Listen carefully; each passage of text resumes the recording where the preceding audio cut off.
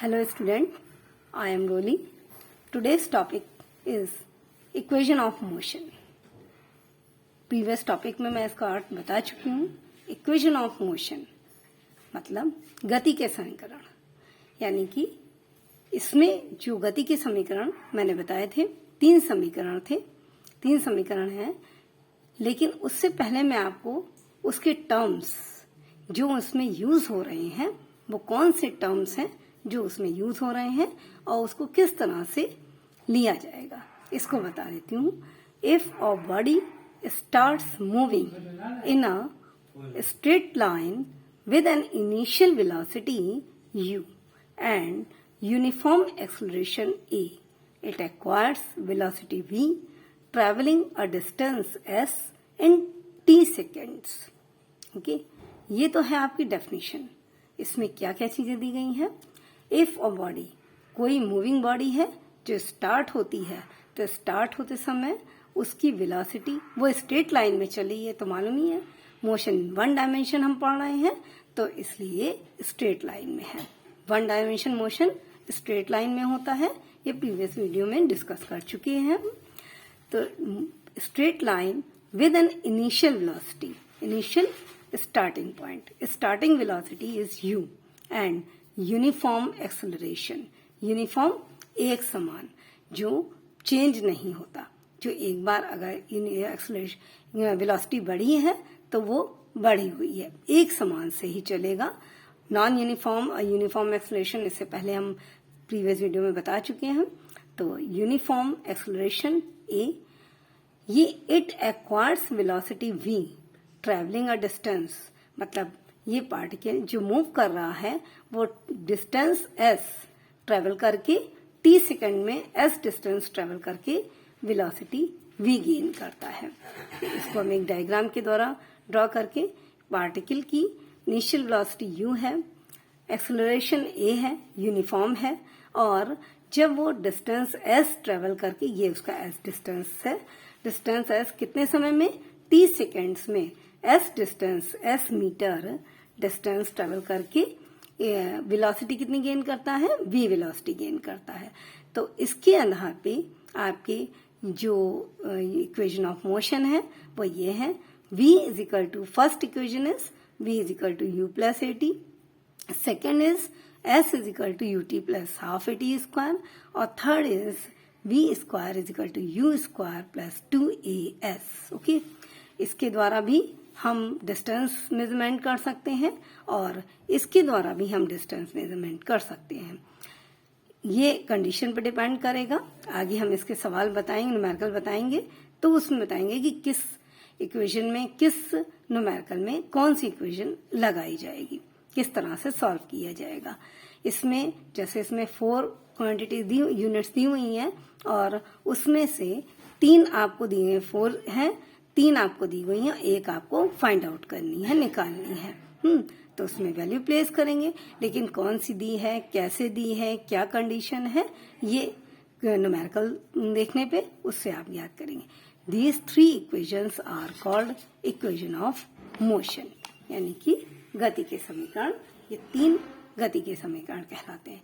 आपको मैंने बताया था प्रीवियस वीडियो में, फर्स्ट वीडियो में जब बताई थी, स्टार्ट किया था, इंट्रोडक्शन दिया था, तो 2 तरीके से इक्वेशन ऑफ मोशन को 2 तरीके से समझाने के लिए कहा था कि एक बाय डेफिनेशन और दूसरा ग्राफिकल मेथड. तो ग्राफिकल मेथड ग्राफ के जरिए, ग्राफ के द्वारा समझाया जाएगा, और डेफिनेशन जो है पहले मैं इसको डेफिनेशन के जरिए द्वारा क्लियर कर देती हूँ. ये भी इम्पॉर्टेंट है क्योंकि इसमें जितने भी आपके बीच में फॉर्मूलाज आएंगे वो आपको न्यूमेरिकल सॉल्व करने में हेल्प देंगे. First equation according to definition, acceleration आपने पढ़ा, और एक्सेलरेशन की डेफिनेशन है change in velocity upon time taken, और चेंज इन वेलोसिटी का मतलब है, अर्थ है v माइनस u, यानी कि इनिशियल वेलोसिटी से फाइनल वेलोसिटी पहुंची तो final velocity minus initial velocity it means change in velocity. Okay, a is equal to v minus u upon time taken. इससे u से v पे पहुंचने में उसको कितना समय लगा, t टाइम लगा.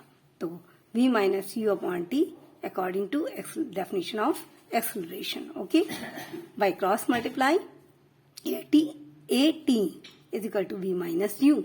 अब माइनस u यहाँ है तो माइनस u यानी कि ये जब इधर रिवर्स होगा, इक्वेशन के एक साइड में जो साइन होते हैं जब वो दूसरी साइड में जाते हैं तो चेंज हो जाते हैं.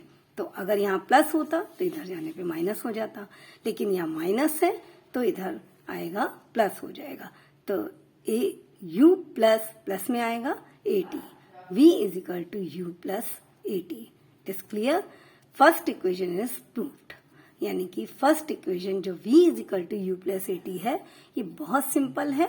आप एक्सलरेशन के जरिए, एक्सलरेशन का फॉर्मूला आपको पता होना चाहिए, बस उसके द्वारा आप by definition v is equal to u plus at prove कर लेंगे. Okay, next second equation.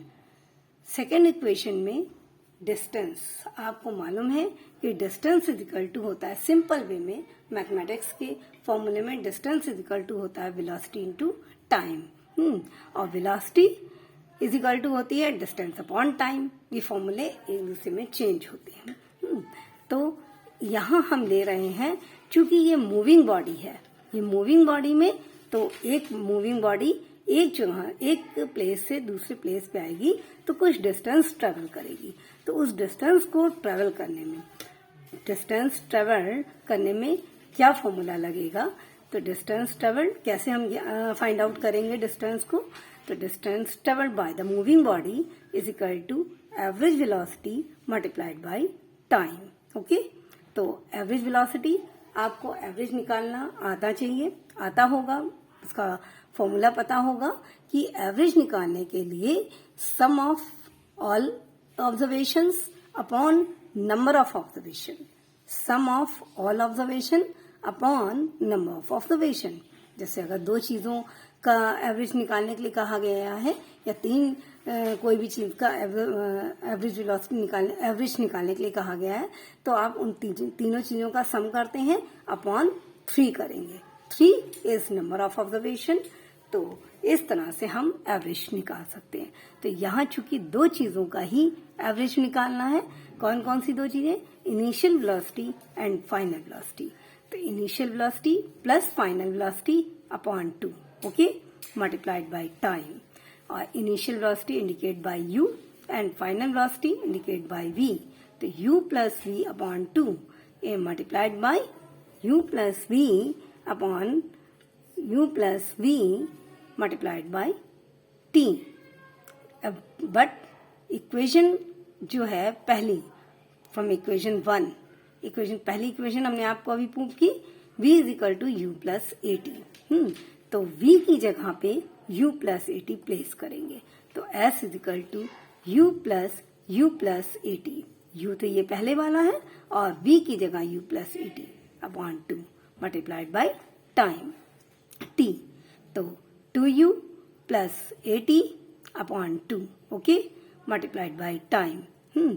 कोई भी चीज इसमें छोड़नी नहीं है, सारी चीजें मल्टीप्लाई होनी है. 2u plus at upon 2.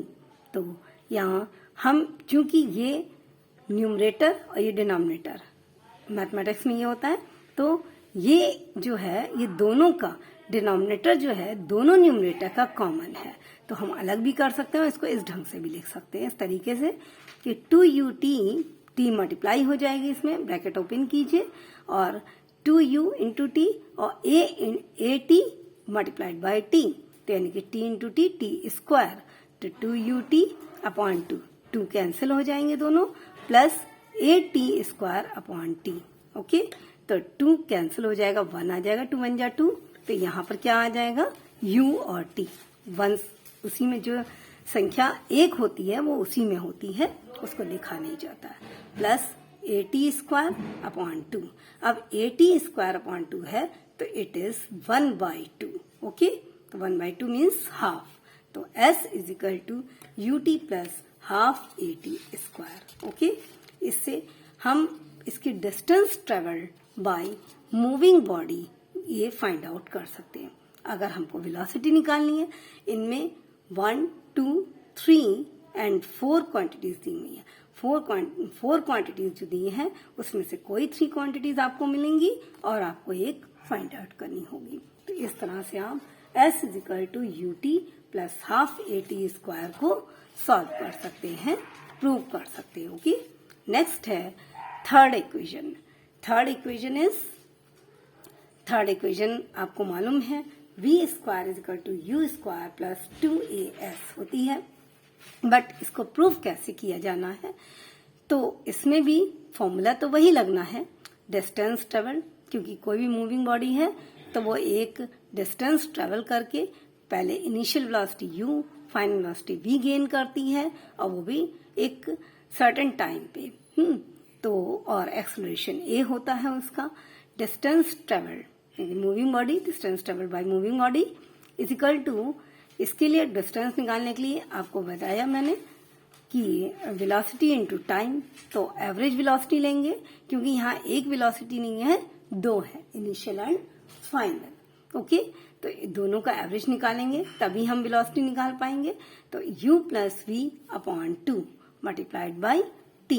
Okay, but from equation 1 फिर वहीं आ जाते हैं, v = u + at।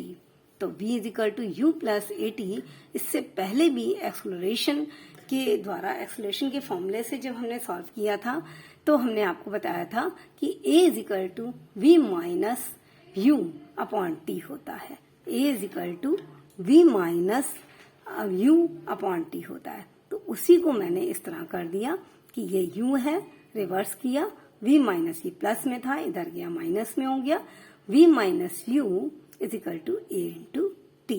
ओके, तो t = हो गया v - u/a, जो हमारा अभी हमने एक एक्सेलरेशन का फॉर्मूला दिया था। v - u सिर्फ इसकी क्वांटिटीज को, इसकी यूनिट्स को डिस्प्लेस किया जा रहा है, चेंज किया जा रहा है। a = v - u/t ये था, तो मल्टीप्लाइड बाय t होगा, तो t की जगह पे a आ गया, a की जगह पे t आ गया, बस चेंज किया है t और a की प्लेस को चेंज किया और कुछ नहीं किया। t = v - u/a, ये सिर्फ अपने फॉर्मूले को प्रूव करने के लिए।